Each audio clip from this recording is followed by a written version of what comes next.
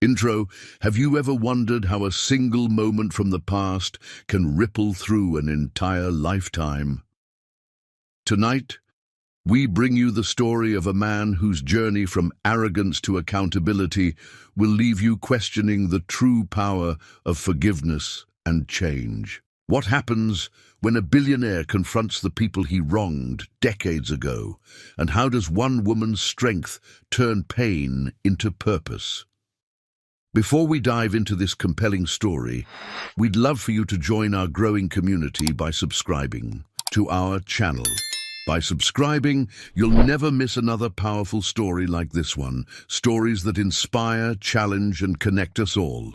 So, grab a seat and stay with us until the end. Trust me, you won't want to miss a single moment of this transformative tale. Billionaire attends reunion. With former classmate he bullied, but her strength changes everything. John McAllister leaned back in the leather chair of his penthouse office, his eyes scanning the elegant cream-colored envelope lying on the desk before him. The gold-embossed words, Lakewood High School 20-year reunion, shimmered under the soft light. He tapped a finger thoughtfully against his temple, a faint smile tugging at the corner of his lips. A reunion, a chance to revisit the past, or rewrite it entirely. John had come a long way since his days at Lakewood High. He had been the charismatic golden boy then, star quarterback, prom king, and the center of every social circle. But those accolades had long since been overshadowed by his greater achievements. Now a billionaire, he had built an empire from scratch, commanding respect and envy in equal measure. This reunion, he thought, would be the perfect stage to remind everyone of his success. Yet as he flipped through the guest list included in the invitation, a familiar name caught his eye. Laura Hayes. John paused, the smile fading slightly. He hadn't thought about Laura in years. Memories began to surface. Her awkward frame, her large glasses, the way she always sat alone in the cafeteria. She had been an easy target for jokes, and John, in his cocky teenage arrogance, had often been the ringleader of those cruel taunts. Ugly duckling, they had called her. He couldn't remember exactly what he had said, but he remembered the laughter, and Laura's silence. Always silence. He shook off the pang of discomfort that nudged at his chest. That was a lifetime ago. People grow up, he rationalized, brushing the thought aside. If anything, this reunion might offer him the chance to show her and everyone else how far he had come. An idea began to form in his mind, growing bolder with each passing second. What if he invited Laura as his guest? He leaned forward, scanning her name again. The yearbook photo that flashed in his mind bore no resemblance to the suave women he now surrounded himself with. Yet something about the thought intrigued him. Was it curiosity, a desire to reconcile with the past, or perhaps, he admitted to himself, it was the dramatic appeal of the gesture? Bringing Laura Hayes to the reunion would cement his image as a magnanimous man, capable of extending kindness even to those society overlooked. John reached for his phone and dialed his assistant, Cynthia. She picked up on the second ring. "Mr. McAllister, how can I assist you? I need you to find someone for me," John said, keeping his tone casual. "A Laura Hayes. She's on the guest list for my high school reunion. Reach out and see if she'd like to attend. With me." There was a brief pause on the line. "Understood. Anything else?" "Send her an invitation," John added, a small smirk forming on his lips. "Make it clear she'll be attending as my personal guest." After hanging up, John swiveled his chair to face the sprawling cityscape outside his office window. His reflection stared back at him, polished and confident. He imagined the look on his former classmates' faces when he walked into the reunion with Laura Hayes on his arm. It was perfect, but somewhere deep in the recesses of his mind, a flicker of doubt lingered. What would Laura think of this invitation? Would she even remember him? For a moment, The thought of rejection crossed his mind, but he dismissed it as quickly as it came. People always wanted to be part of his world now. Why would Laura Hayes be any different? As the week progressed, John received confirmation that his assistant had successfully reached Laura and that she had accepted the invitation. The message was brief and professional.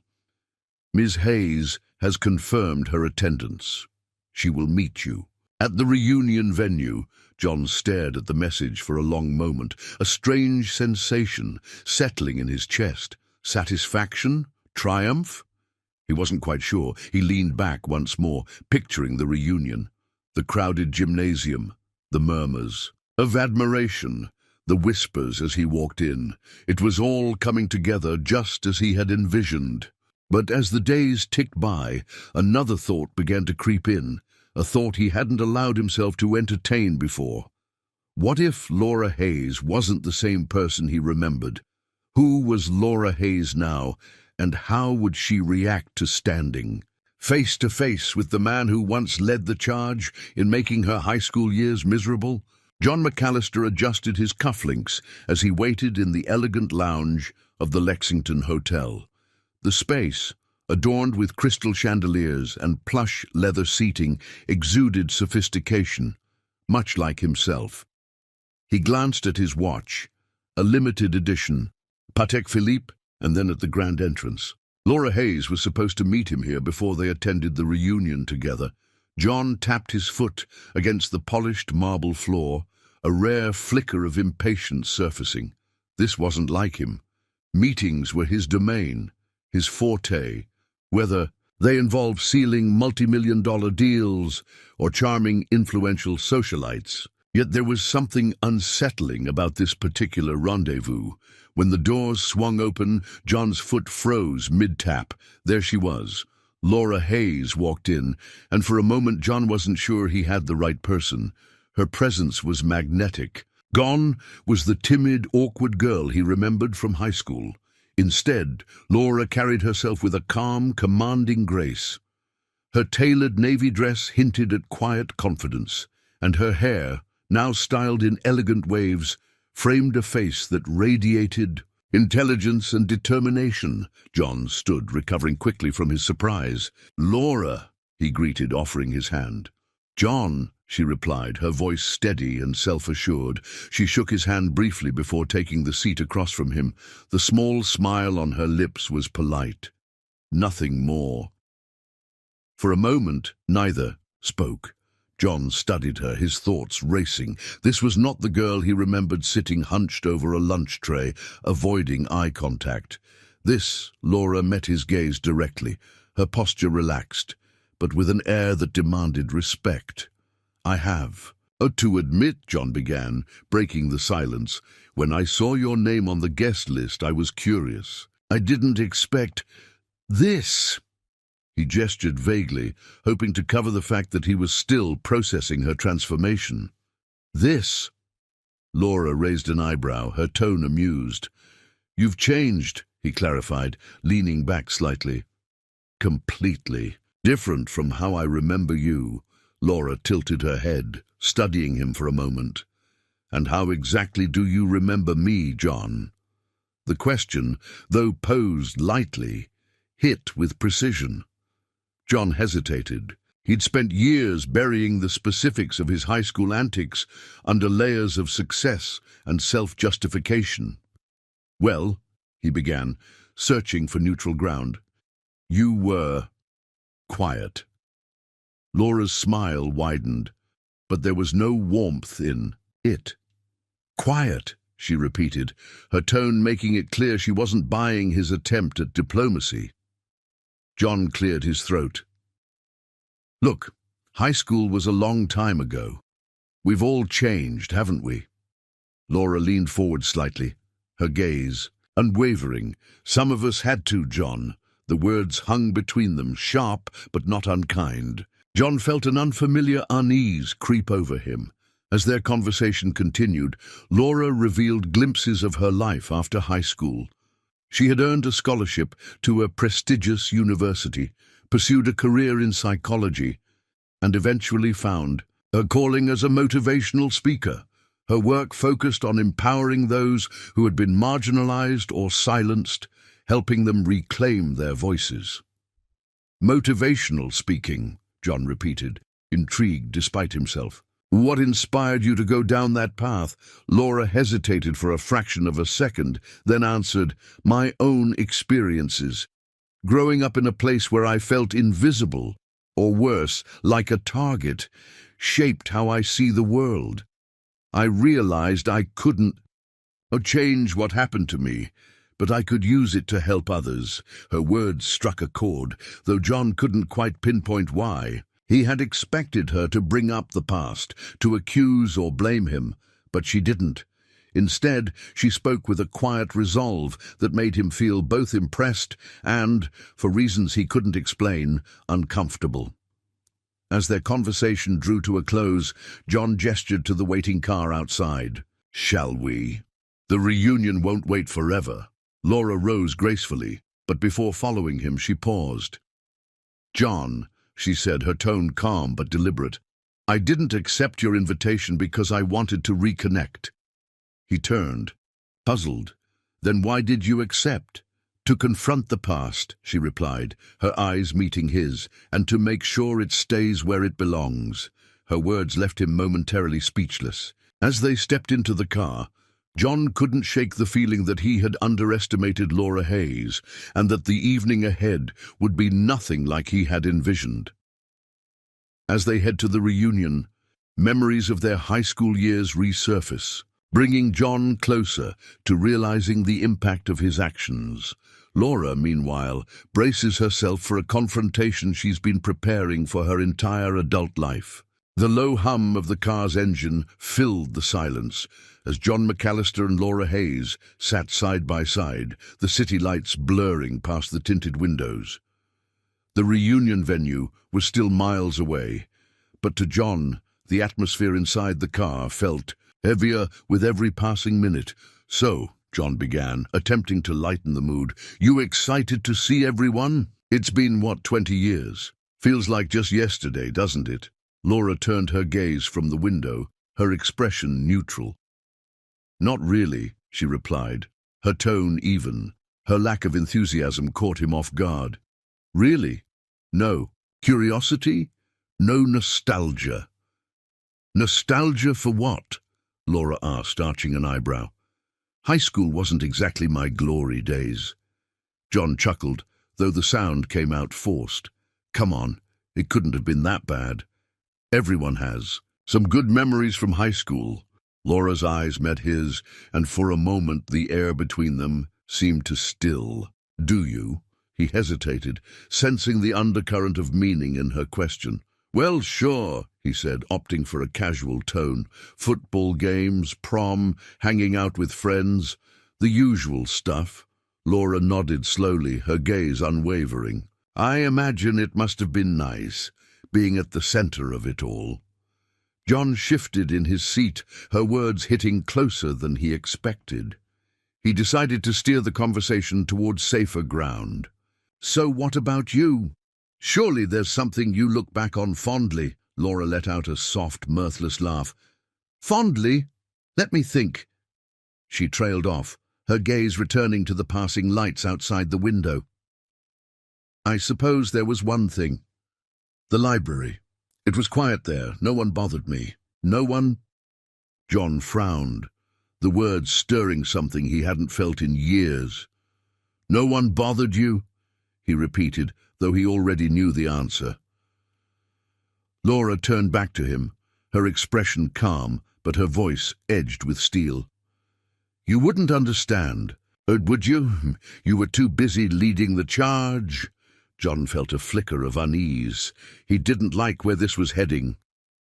Look, Laura, if this is about... Back then I just want to say...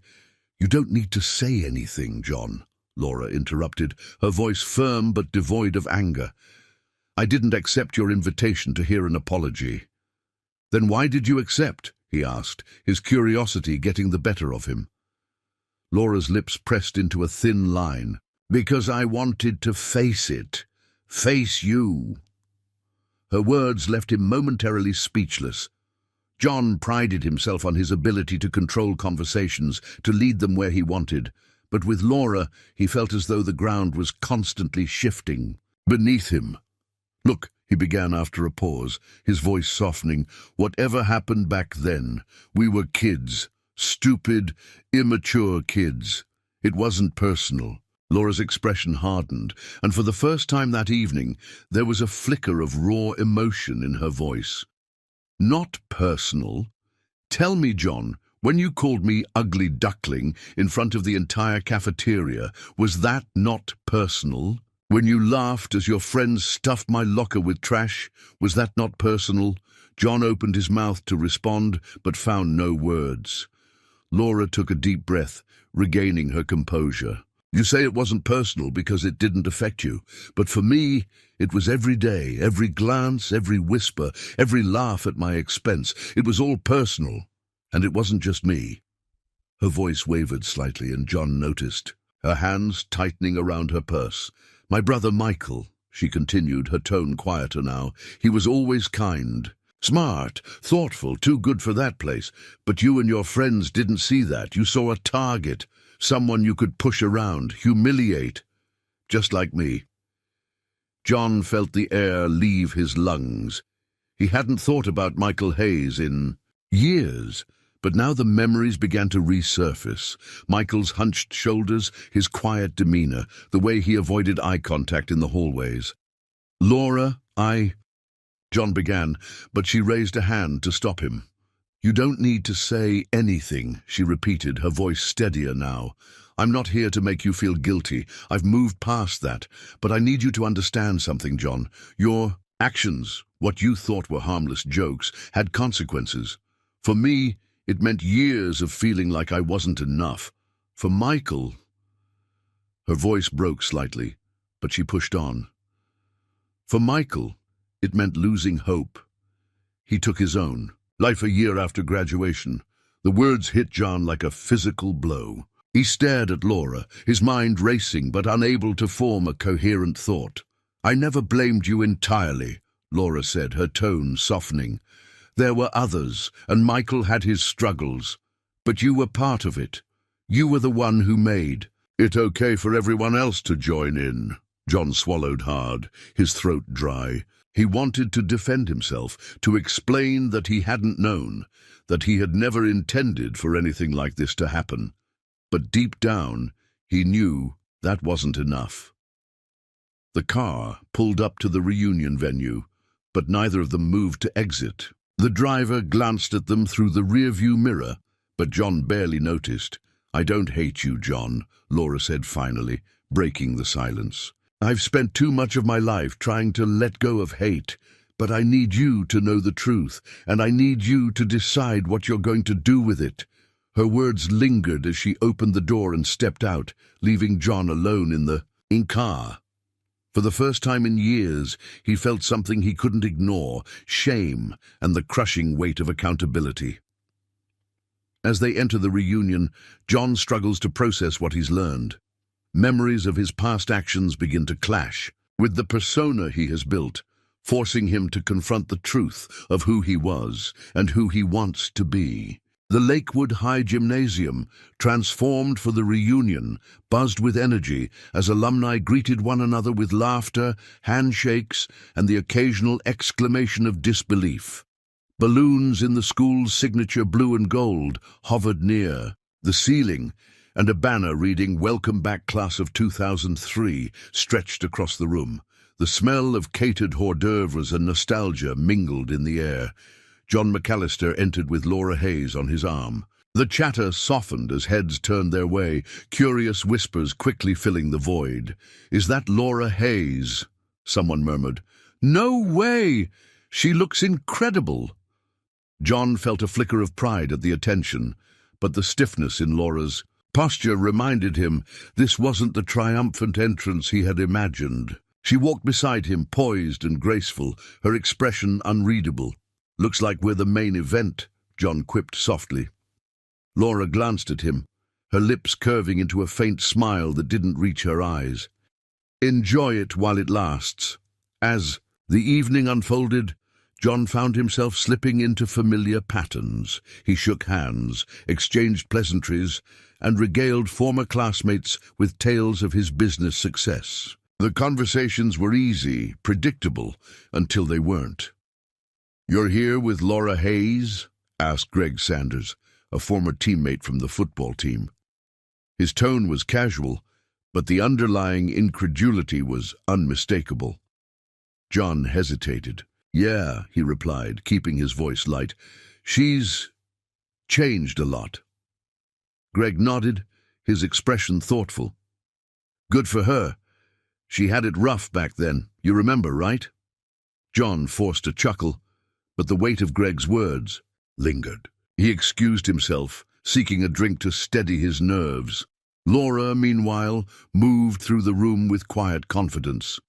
People gravitated toward her, drawn not only by her transformation, but by her composed demeanor. As John watched her from across the room, he felt an unfamiliar mix of emotions: admiration, unease, and something he couldn't quite name. When the DJ announced an open microphone for anyone who wanted to share memories, Laura stepped forward. The room fell silent as she took the stage. "Good evening," she began, her voice steady and clear.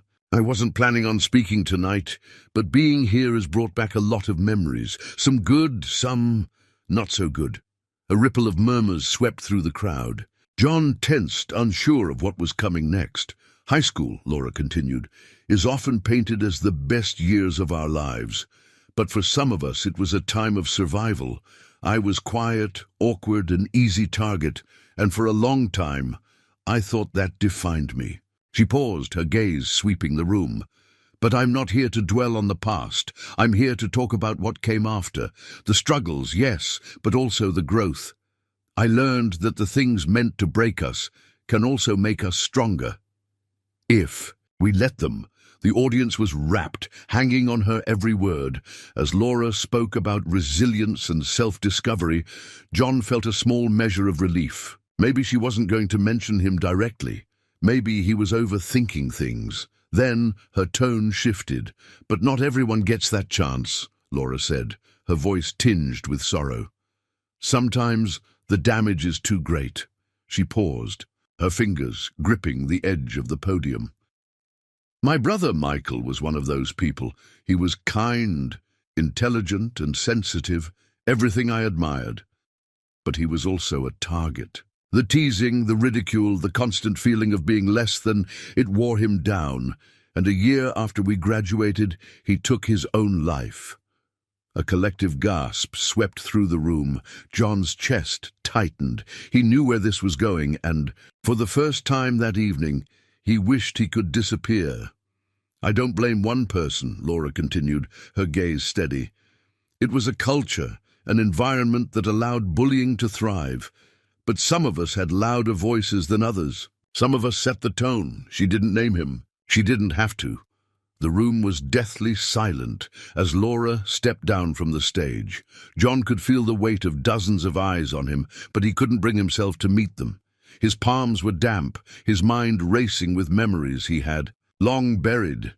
He remembered Michael, how quiet he was, how the jokes seemed to stick to him like glue. John hadn't thought much of it at the time.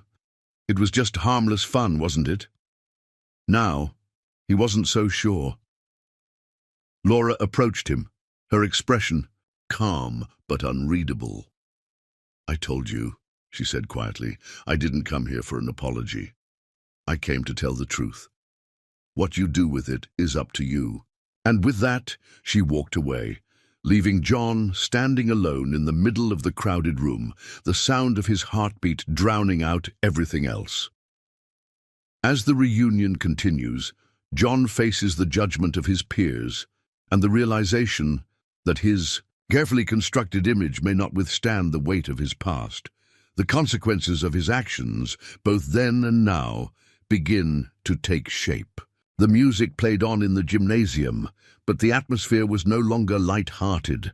Conversations grew quieter, more subdued, as small groups formed around the room. The weight of Laura's speech still hung in the air, her words echoing in every corner. John McAllister stood near the refreshment table, holding a glass of champagne he hadn't touched. For the first time in decades, he felt truly out of place. The confident billionaire who had entered with his head high now found himself under the silent scrutiny of his peers. "Hey, John," a voice said, cutting through his thoughts. He turned to see Greg Sanders, his former football teammate, standing with his hands shoved in his pockets. Greg's smile was forced, his eyes uncertain. "Greg," John replied, managing a nod. "Enjoying the reunion?" Greg hesitated, glancing around before speaking. "Yeah, it's been good to catch up with people. Though, I gotta admit, Laura's speech was intense." John's grip on the glass tightened. "It was unexpected," he said carefully. Greg nodded. "Yeah, unexpected. I didn't know about her brother. That's rough." He paused as if debating whether to continue. "But you know, I remember how things were back then. A lot of us could have been better." John gave a faint smile, trying to diffuse the moment. "High school was a different. In time, we were just kids." Greg didn't respond immediately, his eyes searching John's face. "Yeah, but some of those kids didn't make it through. Makes you think, doesn't it?" Before John could reply, Greg gave a quick nod and walked away, leaving him alone once again. As the evening progressed, John found himself avoiding eye contact, the once familiar faces of his classmates now sources of unease. Whispers followed him as he moved through the room, snippets of conversation drifting to his ears. "I had no idea about Michael Hayes." John was always the one egging people on. "Can you believe he invited her here after all that?" Each comment felt like a pinprick, the accumulated weight pressing down on him. He spotted Laura across the room, surrounded by a group of classmates who listened intently as she spoke. She was calm, composed, exuding the same quiet strength she had displayed all evening. John turned away, his stomach churning. He needed air. Outside the gymnasium, the cool night air hit him like a reprieve. He leaned against the building, loosening his tie and exhaling slowly. The hum of distant traffic was a welcome contrast to the tension inside. Pulling out his phone, he opened his email to distract himself. But as soon as the screen lit up, his heart sank. His assistant had forwarded him a link to a trending social media post. Former high school bully confronted at reunion by inspirational speaker. John's breath caught as he read the post. A classmate had filmed part of Laura's speech and uploaded it online. The video had already garnered thousands of views, with comments pouring in. "Wow, this is so powerful. People like John McAllister need to be held accountable. How can someone so successful have such a dark past?" John scrolled through the comments, his chest tightening with each one. His name, his reputation, everything he had worked so hard to build was now being dragged through the mud. The phone buzzed with a call from his assistant, Cynthia. He hesitated before answering. "Cynthia, I know why you're calling," he said, his voice weary. "Mr. McAllister, the video is gaining traction fast," she replied, her tone professional but concerned. "I've already received a couple of inquiries from reporters. They're asking for a comment." John pinched the bridge of his nose. "Tell them I have no comment at this time." "Understood," Cynthia said, "but that you might want to think about addressing this sooner rather than later. Silence isn't always the best option." "I'll handle it," John said curtly. Before hanging up, returning inside, John felt the weight of his choices pressing down on him. As he re-entered the gym, he noticed how the atmosphere shifted when people saw him. Conversations paused, and the judgment in their eyes was unmistakable. "Mr. McAllister," a voice called out. He turned to see a younger woman approaching, a classmate he vaguely remembered as Sarah. She looked at him with a mix of curiosity and determination. "Can I ask you something?" she began. John nodded, though he braced himself for what was coming. "Do you think about it? The way you treated people back then? Or are you just here to show off how much money you've made? The question hit him harder than he expected. He opened his mouth to respond, but found no words. Sarah's expression softened slightly, but her tone remained firm. I'm not trying to attack you, but hearing Laura tonight, it made me think. People remember the way you made them feel, John. And some of those memories aren't easy to forget. She walked away, leaving John standing, alone in the middle of the room. As the night wore on, John found himself retreating further into his thoughts. The whispers, the stares, the memories, they all converged, forcing him to confront a reality he had spent years avoiding. When the event finally wound down, John lingered near the exit, watching as Laura bid goodbye to classmates. Her presence remained as poised as ever, a stark contrast to his growing discomfort. Before she left, she glanced his way, her expression unreadable. For a moment, he thought she might say something, but instead she simply gave a small nod before walking out the door.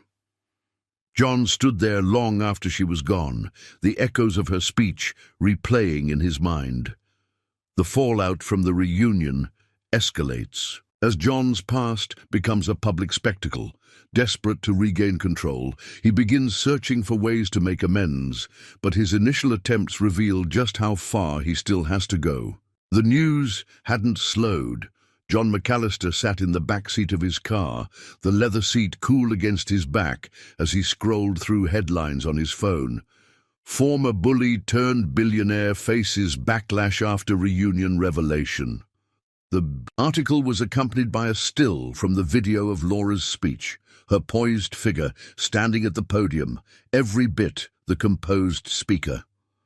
The comments beneath were worse than the headlines. Each one seemed sharper than the last. It's disgusting how people like him rise to the top while others pay the price. No amount of money can make up for what he's done.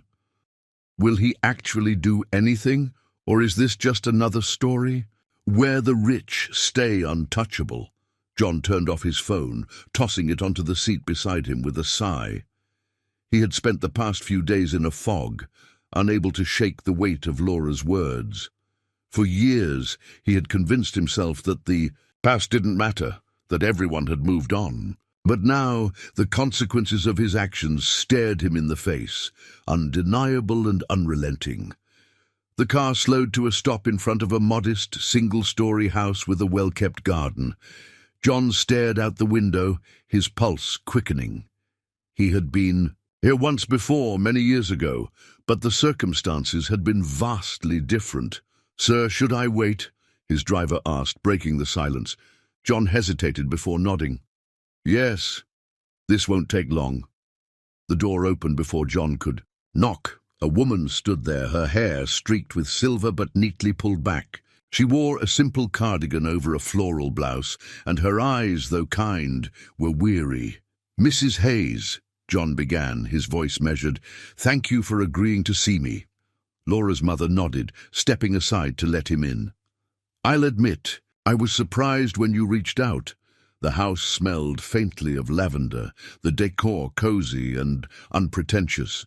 Mrs. Hayes gestured for John to sit on the couch while she settled into the armchair across from him. For a moment, neither spoke. John fidgeted with the cuff of his shirt, searching for the right words. "I wanted to come here," he started, "because I owe you an apology for what I did to Laura and for what happened to Michael." Mrs. Hayes's expression didn't change. She folded her hands in her lap and waited. John swallowed hard. "I was young, and I didn't think about how my actions affected others. I didn't know." "You didn't know," she interrupted, her voice calm but firm. "Or you didn't care?" The question hung in the air, cutting deeper than he expected. John looked down at his hands, feeling the sting of her words. I didn't care enough," he admitted finally. Mrs. Hayes nodded slowly. "At least you're honest about that now." She leaned back in her chair, her gaze drifting to a framed photo on the mantel. It was Michael, smiling brightly in his cap and gown. "Michael was a sensitive boy," she said, her voice softer now. He felt things deeply. When people were kind to him, it lifted his whole world. But when they weren't— She paused, her lips pressing into a thin line. John followed her gaze, his chest tightening. He remembered Michael's quiet demeanor, the way he had tried to avoid attention, only to be singled out anyway. I'll never forget the day he came home from school and told me what they had written on his locker, Mrs. Hayes continued. He tried to laugh it off, but I could see the hurt in his eyes. That was the beginning of the end. Her voice wavered slightly, but she steadied herself. I'm not saying you're the only reason he's gone, Mr. McAllister. There were other factors, other struggles, but what you and those boys did made his world feel smaller, darker. John felt the weight of her words settle over him like a heavy blanket. I never meant for any of that to happen, he said quietly. Mrs. Hayes looked at him, her eyes sharp, despite their gentleness. Intentions don't erase consequences, John. What matters is what you do now. The room fell, silent, the ticking of a clock the only sound. John searched her face, expecting anger or resentment, but instead he saw something else, resolve. I don't hate you, she said finally. Carrying hate only prolongs the pain. But forgiveness isn't about absolving you. It's about freeing myself. That's why I've forgiven you, John. Not for your sake, but for mine. Her words hit him harder than he expected. Forgiveness wasn't a gift he could claim. It was a decision she had made for her own peace.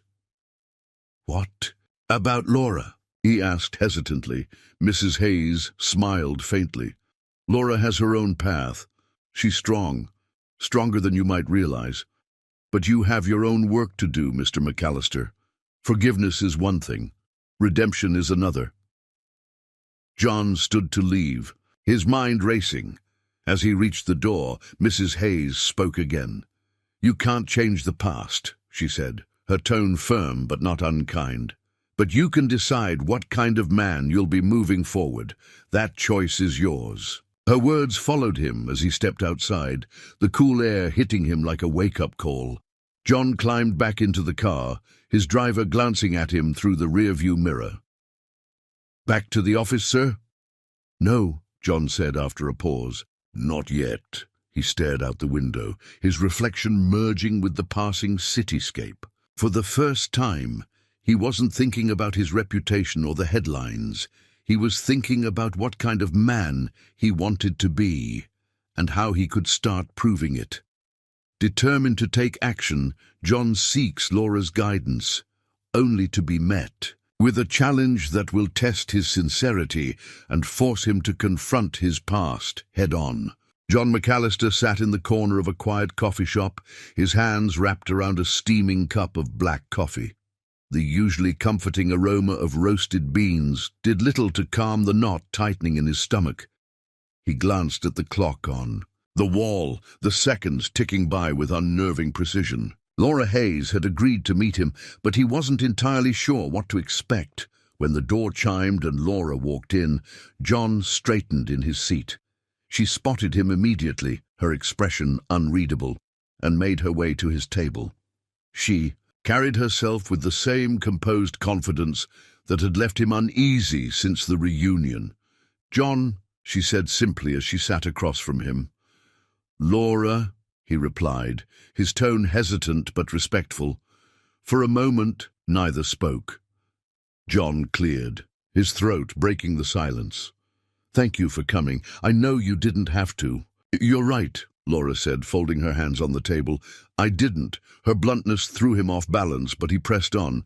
I've been doing a lot of thinking since the reunion, he began, about everything you said, about Michael, about what I did. Laura's gaze didn't waver. And?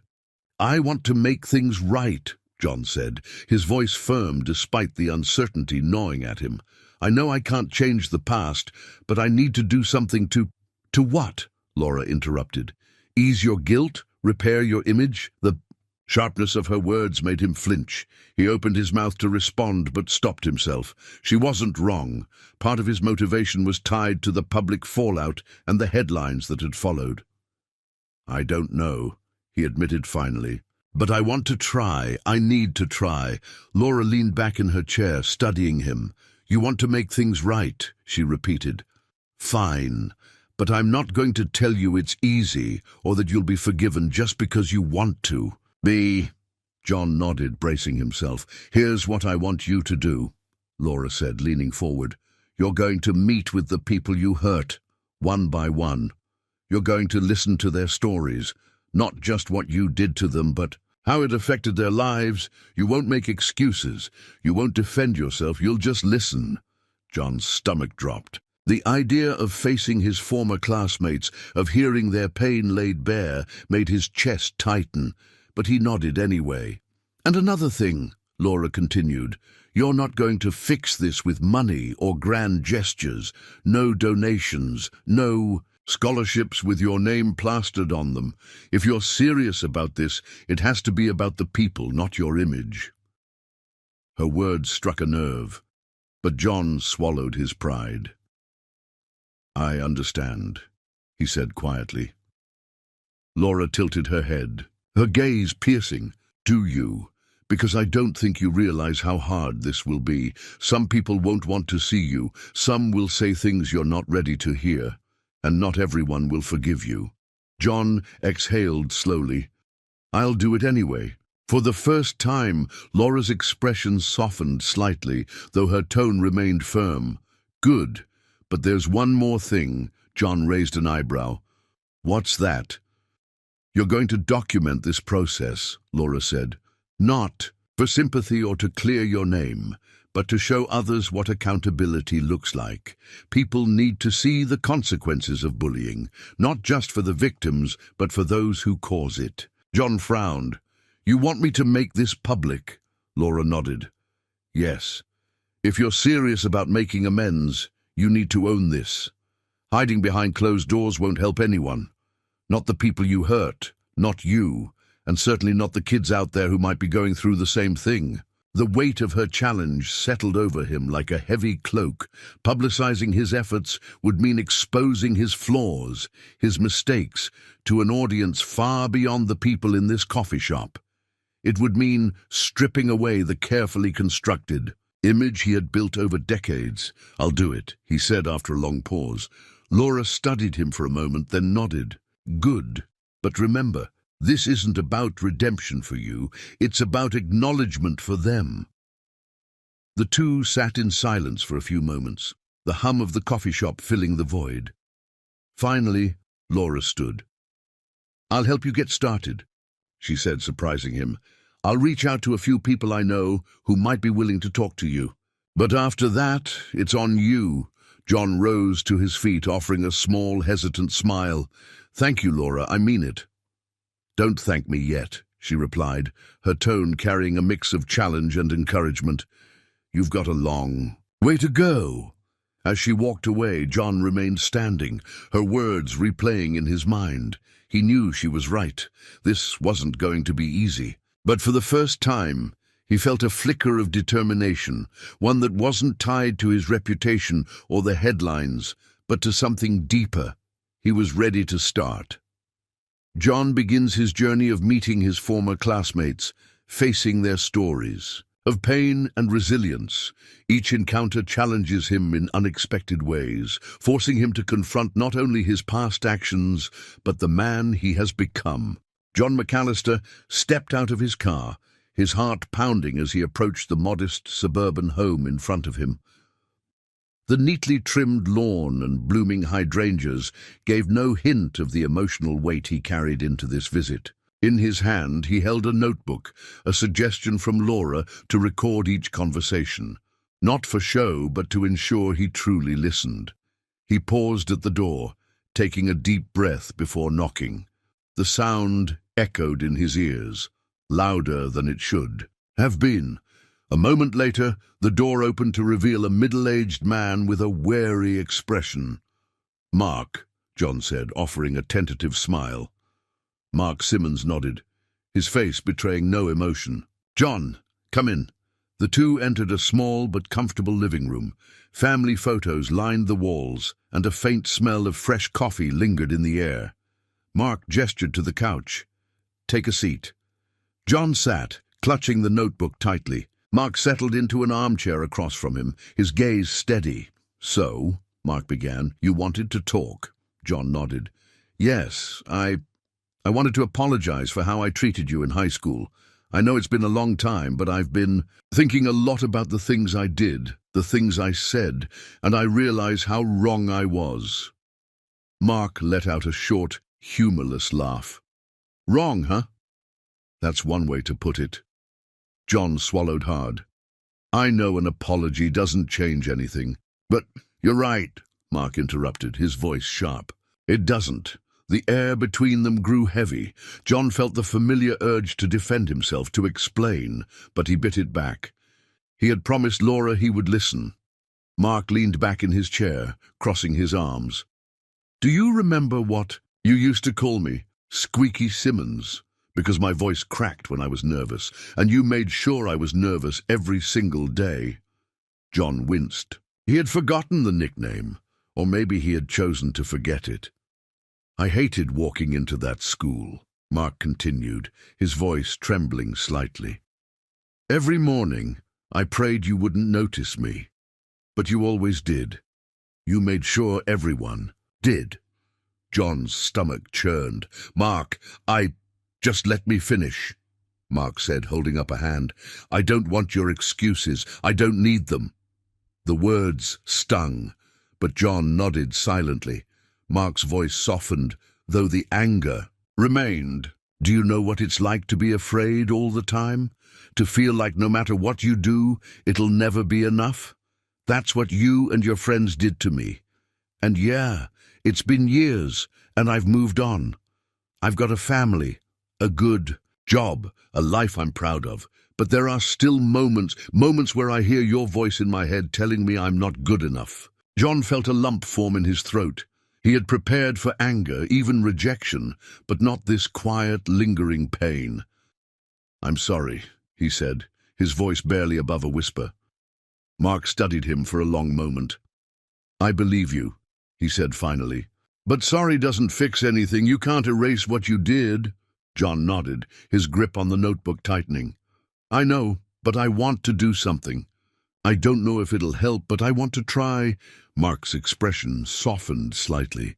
"Then stop making it about you. Stop trying to fix the past just to make yourself feel better. Do something that actually helps someone else." Here's the words hit John like a punch to the gut, but he knew Mark was right. As the day went on, John visited more people, each conversation a different challenge. One classmate, Anna, greeted him with cautious kindness. She shared how his taunts about her weight had haunted her for years, but she had eventually found solace in therapy and self-acceptance. Another, Peter, refused to see him, sending a curt message through his wife. "Tell him I've got nothing to say." The rejection stung, but John respected it. He scribbled Peter's name in his notebook with a note beside it. "Not ready to talk. Keep trying." Each encounter added another layer to his understanding of the harm he had caused. For years, he had minimized his actions, brushing them off as harmless teasing. Now those moments loomed large, each one a thread in the web of pain he had woven. As the sun began to set, John found himself in the small corner booth of a diner, meeting his final appointment of the day. The man sitting across from him, David, was quiet and reserved, stirring his coffee absent-mindedly as John spoke. "I'm sorry," John said, for what felt like the 100th time that day, "for the way I treated you, for everything I said and did." David nodded slowly, his gaze fixed on the swirling liquid in his cup. "I appreciate that," he said finally, "and for what it's worth, I don't hate you. I've spent too much time hating myself to have room for anyone else." The words startled John. "Why would you hate yourself?" David looked up, his eyes weary. "Because I believed you. Every word, every insult, every stupid joke. I believed all of it. and it took me years to unlearn that. The silence that followed was deafening. As John drove home that night, his notebook lay open on the seat beside him, filled with names, notes, and raw emotion. The weight of the day settled over him, heavier than he had anticipated. Laura had been right.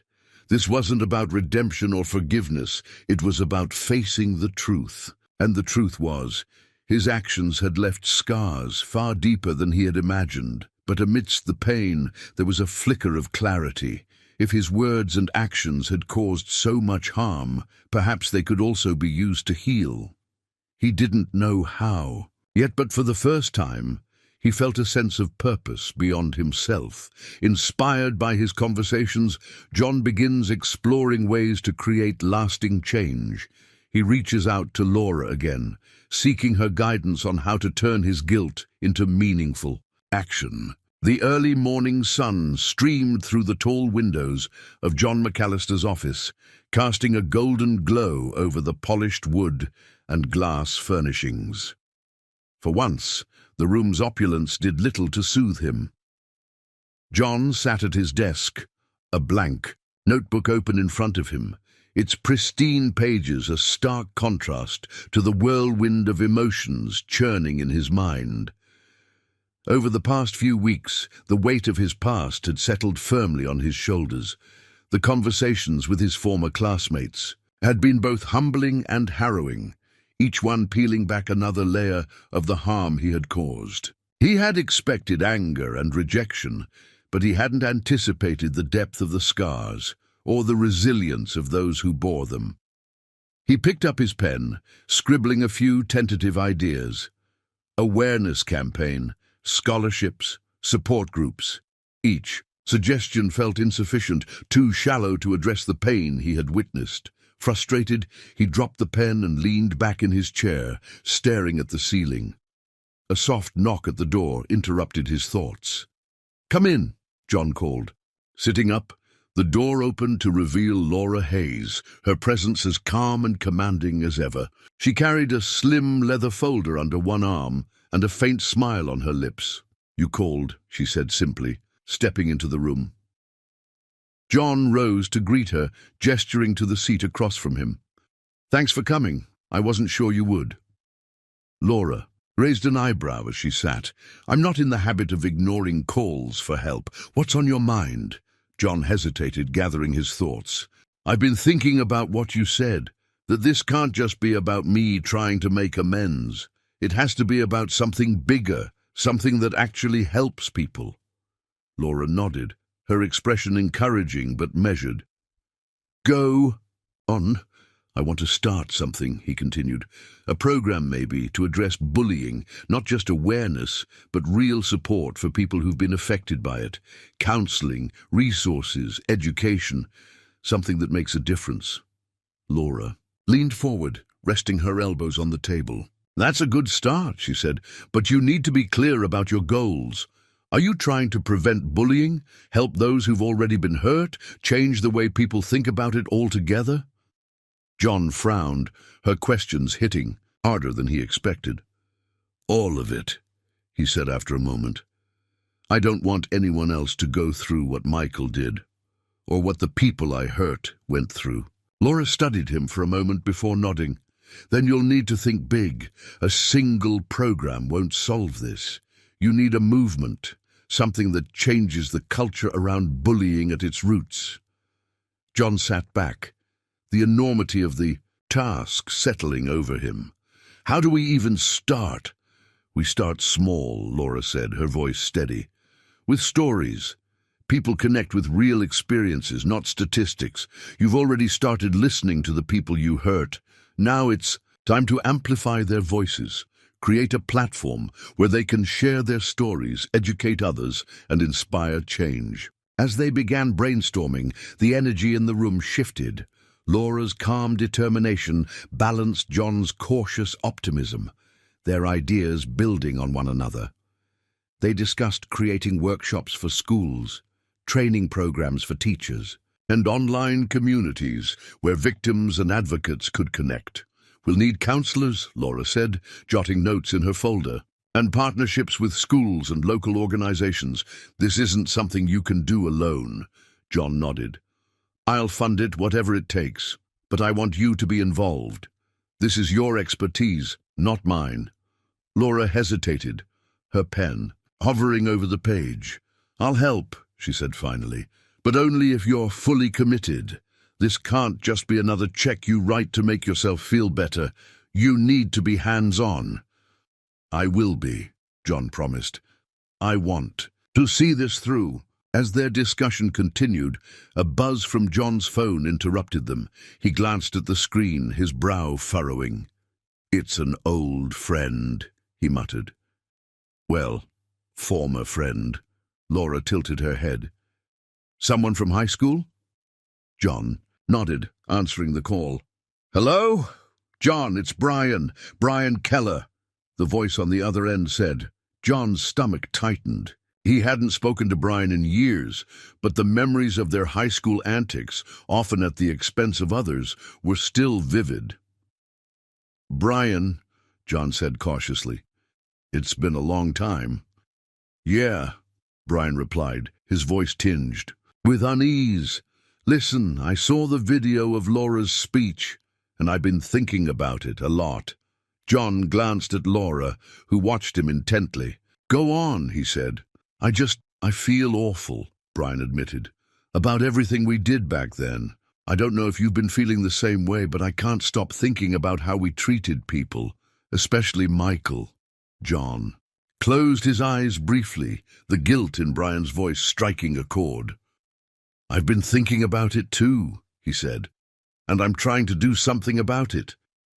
Laura and I are working on a program to address bullying, helping people who've been hurt, changing how it's handled. There was a long pause on the other end of the line. Do you think there's any way I can help? Brian asked, his voice tentative. John glanced at Laura, who nodded subtly. Yeah, John said. There's a way, but it's not easy. After ending the call, John turned to Laura. Brian wants to help, he said. I didn't expect that, Laura smiled faintly. Bullying doesn't just hurt the victims, John. It leaves marks on everyone involved. Maybe this is his chance to start healing, too. John nodded, her words sinking in. The work ahead was daunting, but for the first time, he felt a glimmer of hope, a sense that the darkness of the past could give way to something brighter. John and Laura launched their initiative, gathering support from unexpected places. But as they take their first steps, they face criticism and resistance, testing their resolve and commitment to the cause. The small community hall buzzed with quiet anticipation as attendees filled the rows of folding chairs. A banner stretched across the stage read, Voices for Change, a community movement against bullying. The room, modest but welcoming, was a reflection of the grassroots beginnings of the initiative. John McAllister stood near the back of the hall, adjusting the cuffs of his tailored shirt. His usual confidence wavered as he watched the crowd grow. The faces were a mix of curiosity, support and skepticism. Some he recognized from his high school days, others were strangers, parents, teachers and community leaders drawn by the promise of change.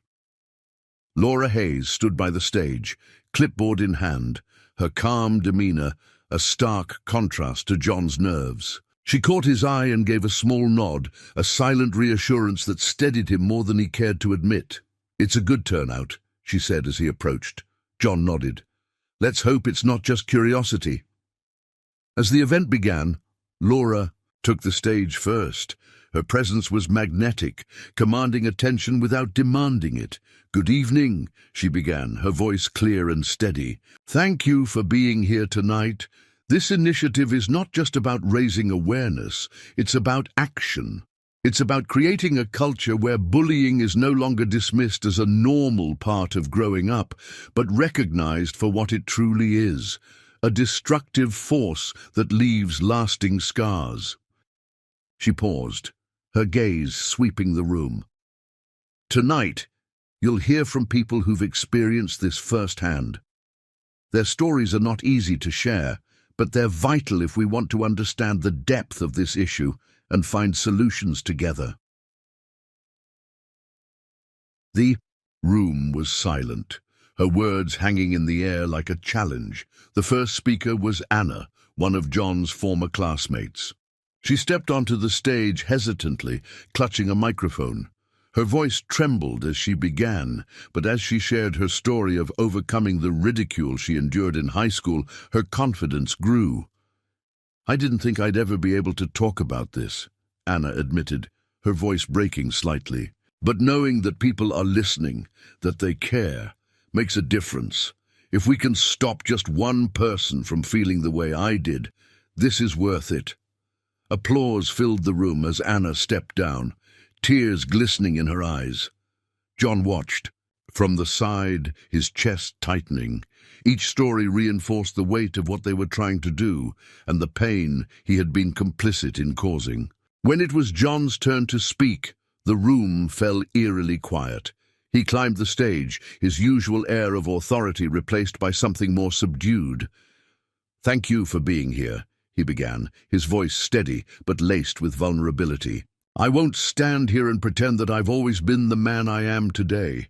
In fact, I'm here because of the man I used to be and the harm I caused." He paused, scanning the faces in the audience. "I've spent a lot of time reflecting on my actions and listening to the people I hurt. What I've learned is that apologies alone aren't enough. Words can't erase the pain, but they can start a conversation. And from that conversation we can create change." The audience was silent, their attention fixed on him. John exhaled, the vulnerability of the moment weighing heavily. "This initiative isn't about me. It's about the people who've been silenced, the ones who've carried the weight of bullying for years. It's about ensuring that no one else has to feel the way they did, or the way I do now, knowing the harm I caused." The final speaker of the evening was Laura. She stepped onto the stage with the same calm confidence she always carried, but there was an added weight to her presence. "I've been asked many times how I found the strength to forgive," she began, her voice steady. "The truth is, forgiveness isn't about erasing the past. It's not about letting someone off the hook or pretending nothing happened. Forgiveness is a choice, a hard one, that allows us to free ourselves from the chains of anger and resentment." Her gaze swept the room. "When I forgave John, it wasn't because I thought he deserved it. It was because I deserved peace. But forgiveness isn't the end of the story. It's the beginning of something bigger: accountability, growth, and change." Her words hung in the air, the room utterly still. As the event drew to a close, Laura and John stood side by side on the stage. "This is just the start," John said, his voice stronger now. "We're not here to fix the past. We can't. But we can create a future where bullying is no longer tolerated, where people feel seen, heard, and valued." The audience erupted into applause, and for the first time in weeks, John felt a flicker of hope, not just for himself, but for the work they were beginning. As the crowd began to disperse, John caught sight of a small group lingering near the back. Among them was Sarah, one of the most skeptical voices he had encountered. She approached him slowly, her arms crossed. "You've got a lot of work to do," she said, her tone neutral. "I know," John replied, "but I'm ready for it." Sarah studied him for a moment before giving a small nod. "Good, because people are watching." As their initiative gains momentum, John and Laura face new challenges and triumphs.